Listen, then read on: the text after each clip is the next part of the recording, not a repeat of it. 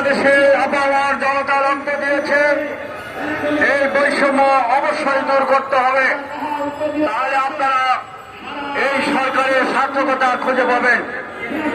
একই সাথে প্রাইমারি এবং ইবতেদায়ী মাদ্রাসা হলো, প্রাইমারি শিক্ষকেরা বেতন পেল, তাদের বিল্ডিং হলো, তারা সুযোগ সুবিধা পেল, অথচ স্বতন্ত্র ইবতেদায়ী মাদ্রাসা এখন পর্যন্ত জাতীয়করণ হয় নাই। এটা মানতে পারি না।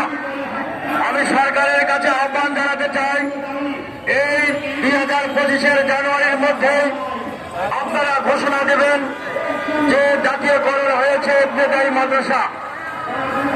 আমি বাংলাদেশ শিক্ষা কর্তৃপক্ষ সোসাইটির চেয়ারম্যান হিসেবে আমি বহুবার আপনাদের এই আন্দোলনে, আমি বহু সংগ্রামে, বহু মিছিলে অংশগ্রহণ করে আমি আমার বক্তব্য দিয়েছি। নন এমপিভুক্ত শিক্ষকদেরকে বক্তব্য দিয়েছি, তারা এমপিভুক্তি পেয়েছে, কিন্তু ইবতেদায়ী মাদ্রাসা এখন পর্যন্ত হয় নাই। আমি বিগত সরকারকে বলেছি, যদি আপনারা স্বতন্ত্র ইবতেদায়ী মাদ্রাসার বেতন না দেন, তাহলে হয়তো আপনাদেরকে এই কারণে বিদায় নিতে হতে পারে। আমার কথাটি সেদিন দুর্বল হয়ে সত্য পরিণত হয়েছে। আমি এই সরকারকে আহ্বান জানাতে চাই, আপনারা যদি স্বতন্ত্র ইবতেদায়ী মাদ্রাসার সাথে বৈষম্য করেন, তাদেরকে জাতীয়করণ যদি না করেন, তাহলে আপনাদেরকে বেয়াজিতিভাবে আপনাদেরকে বিদায় নিতে হবে।